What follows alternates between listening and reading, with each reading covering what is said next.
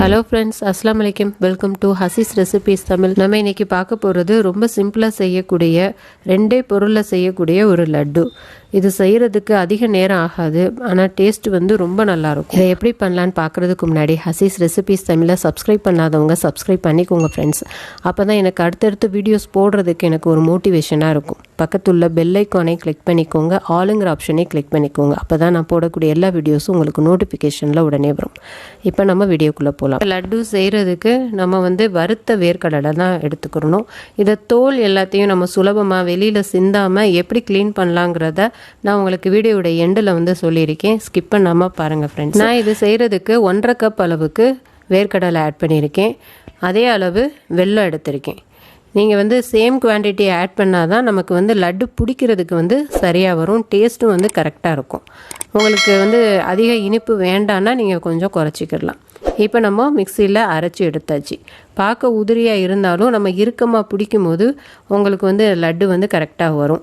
Suppose உங்களுக்கு லட்டு சரியாக வரல அப்படின்னா மறுபடியும் நீங்கள் மிக்சியில் போட்டு ஒரு 2-3 தடவை பல்ஸ் விட்டு எடுத்தீங்கன்னா உங்களுக்கு லட்டு பிடிக்கிறதுக்கு சரியாக வந்துடும். இப்போ நம்ம லட்டு பிடிச்சி எடுத்துக்கிடலாம். இது நமக்கு 1 வாரத்துக்கு வரைக்கும் கெட்டு போகாது. நம்ம வெளியில் வச்சு நம்ம சாப்பிட்லாம். டேஸ்ட்டு ரொம்ப நல்லாயிருக்கும். குழந்தைங்க ஸ்கூல் விட்டு வர டைம் நம்ம 5 நிமிஷத்தில் இது செஞ்சு கொடுத்துடலாம். எல்லா மாவுகள்லையும் நம்ம இது போல் லட்டு பிடிச்சி எடுத்துடலாம்.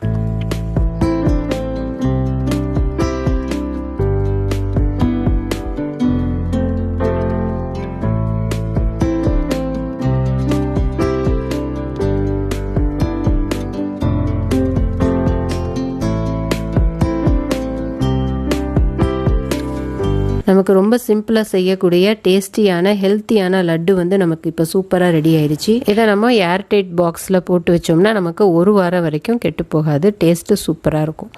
இப்போ நம்ம டிப்ஸ் என்னங்கிறத பார்க்கலாம்.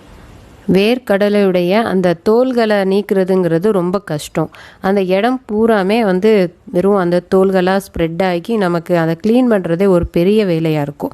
அதை ரொம்ப சிம்பிளாகிறதுக்கு நான் உங்களுக்கு ஒரு சூப்பரான டிப்ஸு தரேன். இதை நீங்கள் ட்ரை பண்ணி பாருங்கள் ஃப்ரெண்ட்ஸு.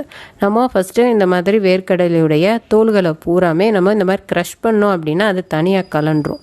அந்த மாதிரி செஞ்சதுக்கு அப்புறமேலு இந்த மாதிரி கரண்டி நம்ம எல்லார் வீட்லேயும் மோஸ்ட்லி இருக்கும். நம்ம பொரிச்சு எடுக்கிறதுக்கு எண்ணெயை ஃபில்டர் பண்ணுறதுக்கு நம்ம யூஸ் பண்ணுவோம்.